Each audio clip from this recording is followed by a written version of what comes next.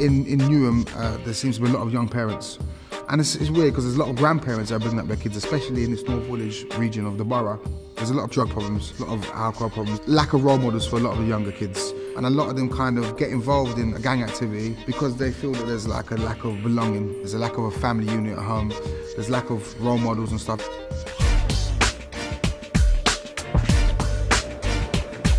What we do is we offer free boxing and martial arts to young people aged between 11 and 21.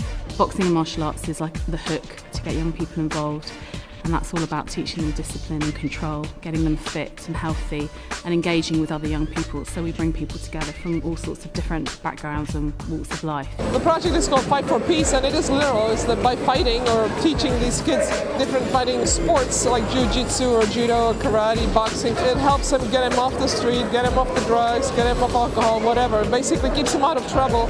And most of all, gives them confidence, gives them respect, gives them the sense of accomplishment.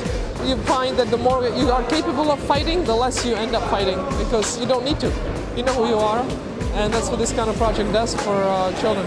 It's fun to really get in the trenches and see how the programs are working and meet the people that are involved in them and that started coming to these as a way to help themselves. And now I'm with the counselors here who came here for their own good, and now they're passing it on and being counselors to the kids coming up. So it's great that, number one, you can help yourself and then you can help others. So that's what it's always been about for me, is passing on that knowledge. And that's what the kids are doing here, and it's a great project. It's really brought the neighborhood together, and it's nice to finally see how it all works.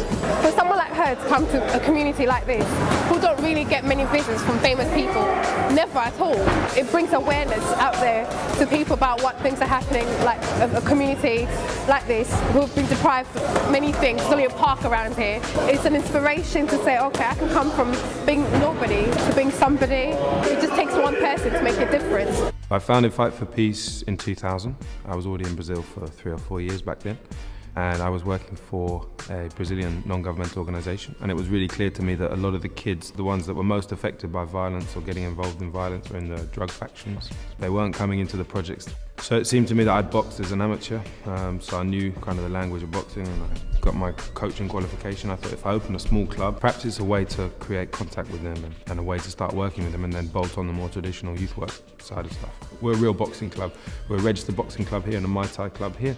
That's important because it's not just about the social side of it, it's also for young people to say, hey, this is a real club, and if I want to go places, I can. I was talking to one of the young people before, and she said before Fight for Peace was there, she used to go to the park, chicken and chip shop, or go out to other areas and just cause trouble.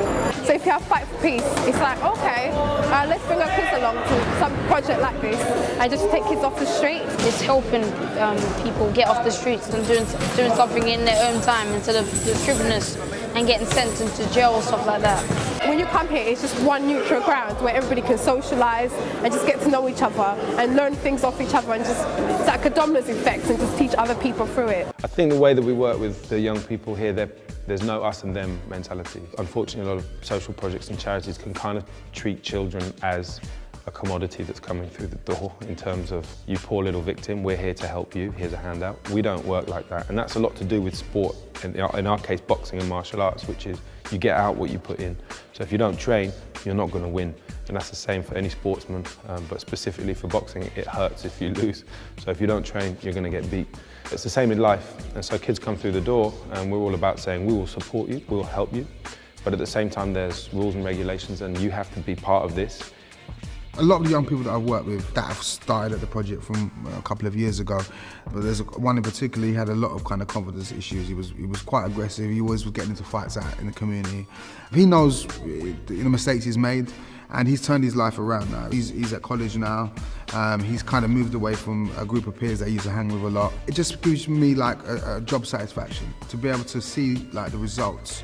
It's great to see how sport really does bring people together, and how it can bring about social change, and how it can bring a neighborhood together and help kids in a positive way, not just now, but for the rest of their lives.